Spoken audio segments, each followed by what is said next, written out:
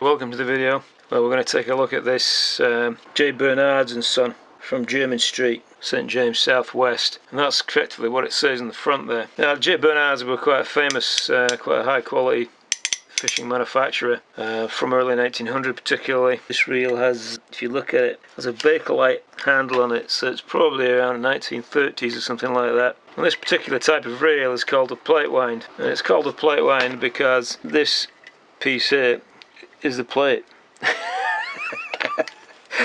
It's kind of that simple.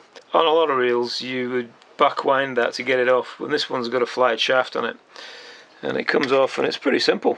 It's just a straightforward brass plate which is used as the winder. Inside we have a ratchet, and there's a little ratchet you can unscrew there which will come off. And typically the structure of these reels, they have pillars, and there's a real foot on this one which is riveted on the other side, and they are a pretty simple affair when all said and done. Now, most of these reels that you see, the brass pillars are tapped into, but on this one the screws go down the outside of the brass pillar, and I'm guessing the reason they've done that is to keep the weight down. This whole reel already is 0.55 kilos, over half a kilo, and it is pretty hefty, and you would need quite a big old wooden salmon rod to balance this reel out because of the weight of it. What I've done is I've bought a screwdriver in the car boot, and we very carefully put a divot in the end of it there so that we can take these off and show you what's inside the reel.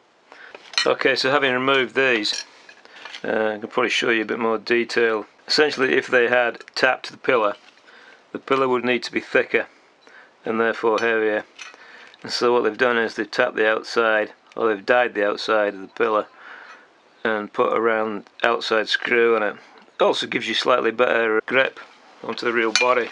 Now, these particular reels have a simple brass bush, and you can just see that here and here, and that's really what they run on. The spindle is very, very similar to today's multiplier reels, where it's basically made up as a single piece. There is a bit of a spring washer on the back there, and this all needs greasing up. It hasn't been oiled and greased for years and years and years. Very nice collector's kind of visual piece, to be honest, because it's quite large. But I think it's quite interesting just to show you how these types of reels go together. As you can see there's a couple of pins here and here, and they insert into these holes here. And then there's a single screw that goes into the third hole. Now, the other side has the opposite. It has 2 screws on it.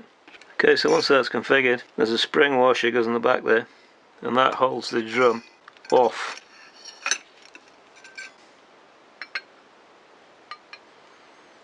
And then this thing goes on top. Okay, so once the screws are back, put back the cog, and there's a bit of grease around that ratchet. Probably hasn't had for 100 years. They are a pretty simple reel, really. Plate goes back over, and there's a single screw goes on the top. And that's it, really. Big old-fashioned salmon reel.